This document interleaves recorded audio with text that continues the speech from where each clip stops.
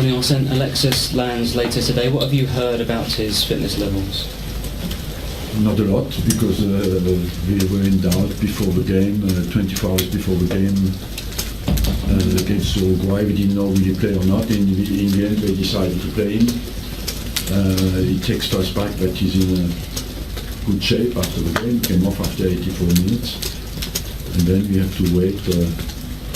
I see him tomorrow morning and see if he can be involved in the squad or not. What have you considered when you think about playing him with all the games to come as well? What I will consider basically is the risk of injury, because he played with a hamstring, recovering from a hamstring injury, and the way he feels as well, you know. On that front, you depend a lot on the honesty of the players, how they feel, how they recover. And the latest on Santi and Hector, please? Hector is out for 4 weeks.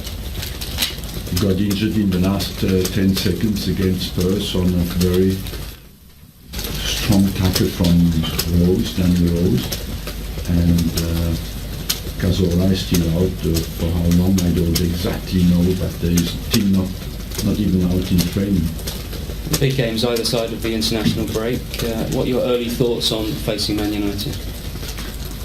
But it's we go into the period of big games, you know, one after the other, and the way we deal with this kind of games will be very important in our position in the league and in our ambitions. And overall, I believe we are on a very strong run. I think of 16 unbeaten games, and we had a little hiccup against Tottenham at home, and we want to restart doing our games again, and that's a good opportunity to on Saturday morning. Hi Arsene. You were quite outspoken about the possibility of Alexis playing for Chile. Now that he has played, what did you make of that decision, regardless of whether he's fit or not? You know, it's very difficult to make a definite assessment on that, because I don't know how bad his injury was, and you have to trust the medical people from Chile. I understand completely that Alexis wanted to play. These are qualifiers, you know, it's not friendly games. Chile is not in a fantastic position to qualify for the World Cup, and I understand that Alexis is keen to play for his country for such an important game. After that, it's a period of November.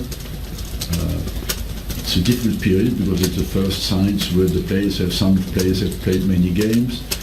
Most of the time, it's a decisive period in the Champions League because it's game number 5 for most of the clubs. It's a very important games coming up in the Champions League. In the Championship, the first decisive games can turn up, so of course it's a period where you can pay a heavy price, because last year we lost important players in November for long periods. Now your international players, I don't know whether you know this or not, they travelled further than Manchester United's international players. Given it's an early kick-off and it's away up in Manchester as well, could that have an impact on this game? I don't think so, you know. I believe that will not be down on Saturday morning to how many miles you made, but maybe more to how many good passes you make, and I don't think a few miles more will stop you from doing that, and how well we will fight together, how much we reconnect. You know, that is the most difficult part, is mental. When the players have been away, they've been under pressure for our national team, and to reconnect quickly with the club is the most difficult part. In the home dugout on Saturday, of course, will be a certain Jose Mourinho.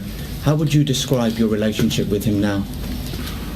Look, I don't think I have to describe our relationship. He will fight for his team, and I will fight for my team, and I think that's completely normal. Will you shake hands? Of course, I respect the ritual that is so important in the Premier League. Arsene, you've never beaten a team managed by Jose Mourinho in the Premier League. Is this your best opportunity, given the form of the two teams?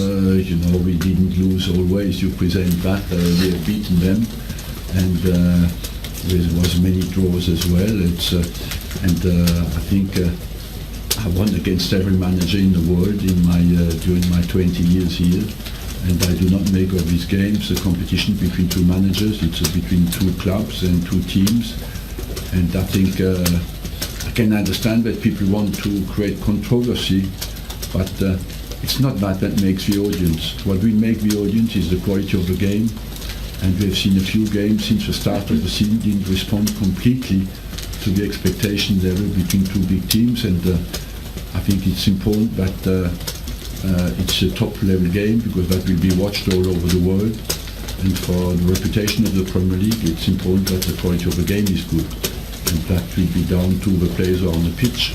10 years since a Premier League win at Old Trafford for Arsenal. What would a win do? Would it mean more than just 3 points? What would it do for the belief of your players? It will strengthen our belief, and like every big game, strengthens your belief when you win it. But it's not. Some wins have been decisive at Old Trafford, but this one will just be a strengthening of our position in the league, what we of course want to achieve. Are you surprised to see them so far off the pace at this stage? No, because they are not so far. If you look mathematically, they are not so far. With the 3 pointers, everything can change very quickly. They've played only 11 games, so I believe that there's no position at the moment with the big clubs who is definite, and nobody's definitely out. Thank you. No Zlatan Ibrahimovic, though. How big a blow is that going to be to Manchester United? Look, certainly we would prefer to have him, but we have as well players out, and let's not forget that last year the guy who killed us was Rashford. So let's not speculate on any weakness of Man United. I think if you look well, in 2016 they lost one away game in the whole year, and that was at Old Trafford. And so overall, on top of that, I think that is really the key game, was a key game for us, and that's where we did not respond with the quality of the performance on the day. We did not only lose the game, but that's maybe one of the few away games in the whole year where our performance was not at the level. So we want to focus on that and respond with a strong performance, and after we have to accept the result. But what will be very important for me is that we respond with a strong performance on Saturday morning. In that defeat last season, did Rashford take you completely by surprise? Yes, of course, because me less, maybe, because I watched him against, I think they played against a Danish team midweek, and he scored, and I could see straight away that this guy could be dangerous, and crosses, his movement was good, the way he moved in the box was strong. So, but yes, he took everybody by surprise, because nobody knew him in England. In the light of Wayne Rooney's apology this week, I just want to ask you a general question about players' behaviour and their relationship with alcohol. Over the last 20 years, do you feel that it's less of a culture than it was? Yeah, of course. What advice do you give to young players about how to behave in their downtime? Just to follow instructions of their managers and their coaches. Well, what are those instructions? Look, we have all been young. I think you have been as well, and we have not been all angels at 20 and 21. But overall, I believe that it's part of the youth to make mistakes, and after that, analyze well. And I think all the big players who make big careers have that quality. They have assessment, a good assessment. All the big players make mistakes, but after they have a good assessment of the situation, and they address it in a positive way. And in terms of ticket prices, a survey has come out again, shows that Arsenal have the most expensive season ticket. Are you slightly concerned that football is in danger of pricing out the less well-off football supporter? I believe that we have not the most expensive average price. We have so it's always, we have to be careful how you present that. and we have now for 4 or 5 years not increased the price of our tickets, and so we are, of course, I'm concerned that everybody at the club is concerned that we allow people who are less rich as well to afford to come to the games. Yes, but we are as well in a system that we do not master.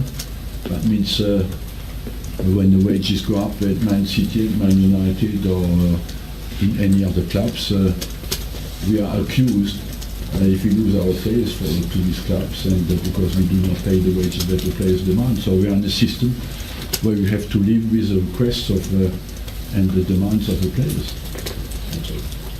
Arsene, over the years when you faced Jose Mourinho, often he has the upper hand.